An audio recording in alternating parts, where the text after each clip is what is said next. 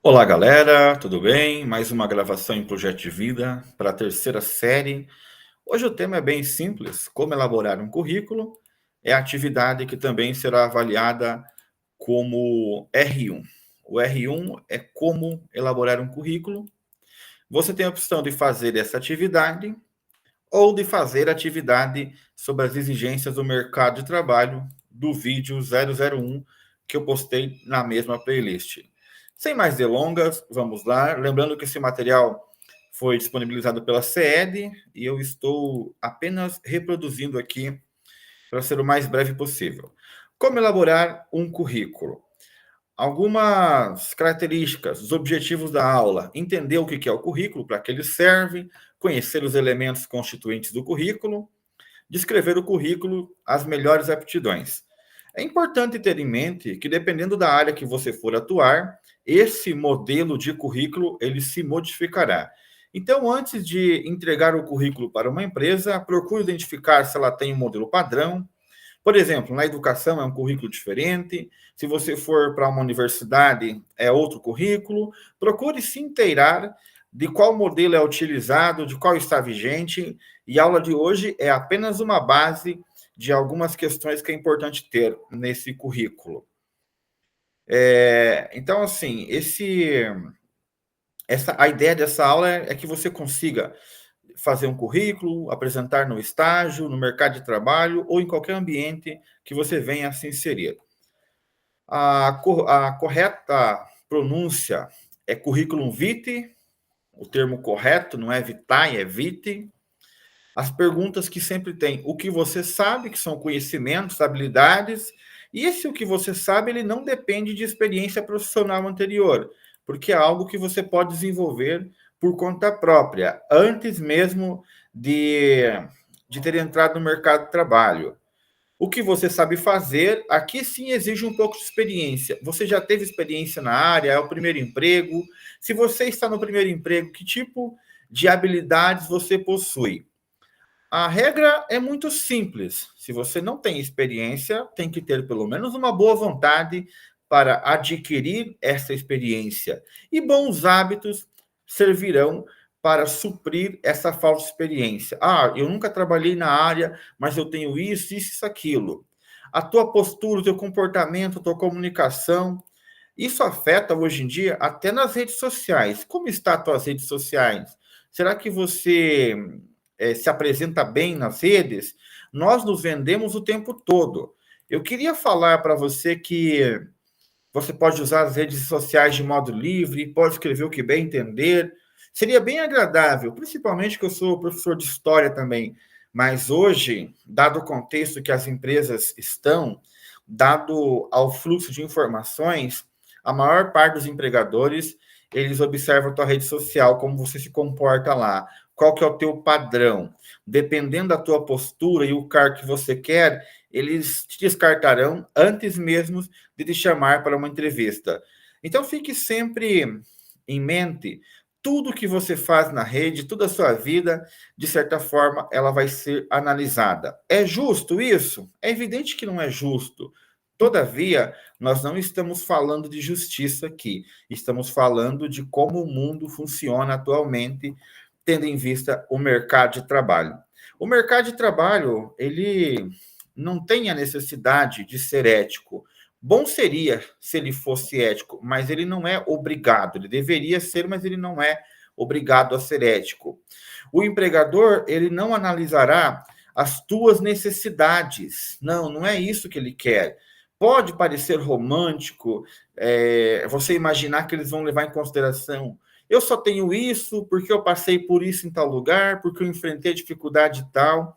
O mercado, por mais frio que isso pareça ser, não está interessado em saber das suas dificuldades. Ele quer saber o que você tem a oferecer. Qual que é o discurso que nós fazemos na escola? Que você precisa de auxílio, que todo mundo vai te ajudar, que bom seríamos que a sociedade fosse justa e igualitária. Mas qual que é a realidade do mundo? Uma sociedade que não está nem aí para as suas necessidades, que se importa apenas com o que você tem a oferecer. Por que eu digo isso? para que você não tenha uma desilusão e se torne deslocado diante da primeira entrevista de emprego. É sempre importante ter em mente há um mundo ideal que nós discutimos na teoria e há um mundo real a qual você precisa conhecer. Esse mundo real, ele é menos belo do que o idealizado, mas ainda assim é o mundo que temos. Precisamos fazer frente às obrigações e no nosso currículo, na nossa entrevista de emprego, a empresa tem que ver que em você ela encontrará um valor que agregará valor para o dia a dia dela enquanto instituição jurídica, que tem como fim primeiro o lucro, para só depois os fins subsidiários. Continuemos aqui. Não sei se eu me fiz entender, né? Eu quis dizer que quando você faz uma entrevista de emprego, ela não vai pensar no coitadinho, ninguém vai contratar por dó. Eles vão te contratar pela tua condição ou não de gerar valor, e gerar valor é gerar lucro de modo velado. Elaborando um currículo, a identificação do nome, fazer menção, colocar ali os dados para contato, de preferência dados que possam ser acessíveis, e quando você se candidata para uma entrevista de emprego, você vai passar a ter que atender todas as ligações, não é todo mundo que vai te mandar mensagem no WhatsApp. Então, se hoje você rejeita todas as ligações achando que é Martin, durante o período que você está procurando emprego, terá que atender todas as ligações, porque pode ser empresa com um número diferente, e se você não atendeu, eles riscam o teu nome e já era. O objetivo, qual que é o objetivo que você tem daquele cargo? E para isso, eu já falei no vídeo anterior, é importante você entender o contexto da empresa, o contexto macro da empresa e também o contexto micro. O macro é a empresa como um todo, o micro é aquilo que você irá desempenhar. Qual que é o teu objetivo? Será que seu objetivo realmente se coaduna com o que a empresa pretende? A escolaridade, a formação acadêmica, é importante colocar sempre quando concluiu, de que lugar foi, deixar bem claro essa escolaridade, do mais importante para o menos importante.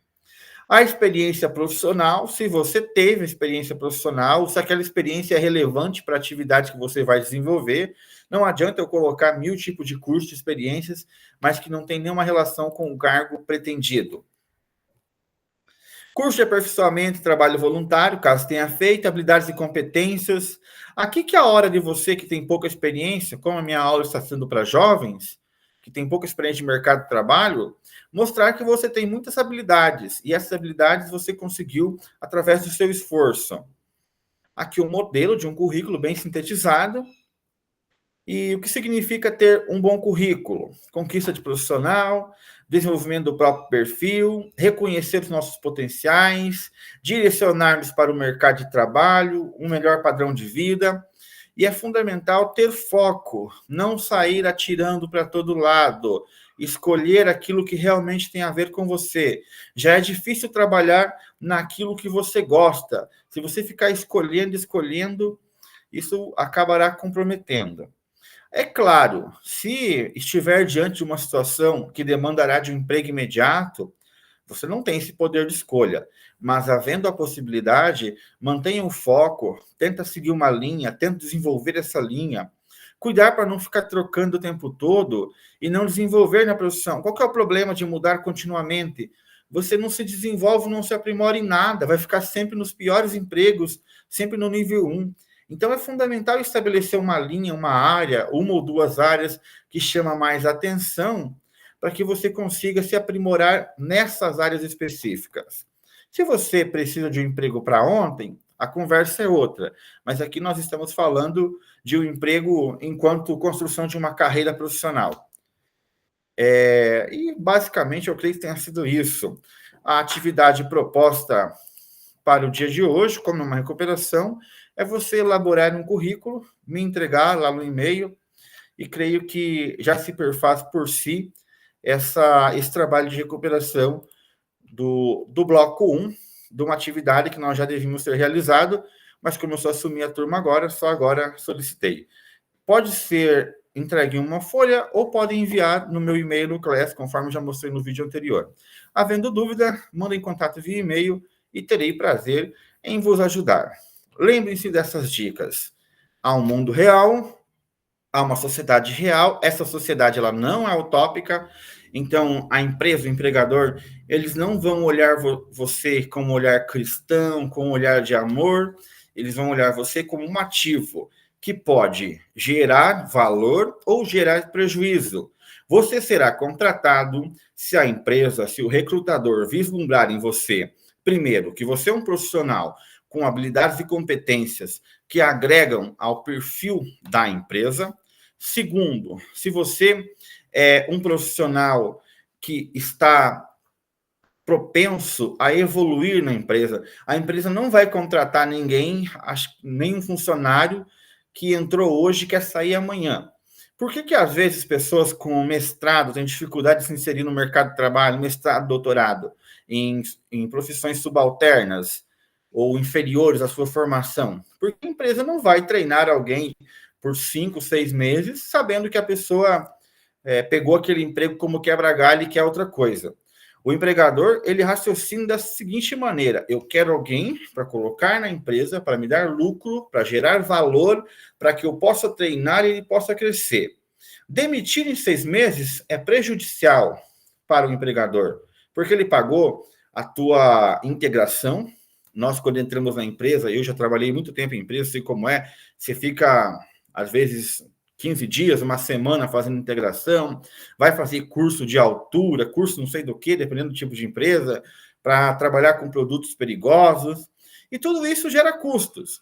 Aí, quando você está preparado, bem treinado, você pede a conta. A empresa, ela quer ter segurança.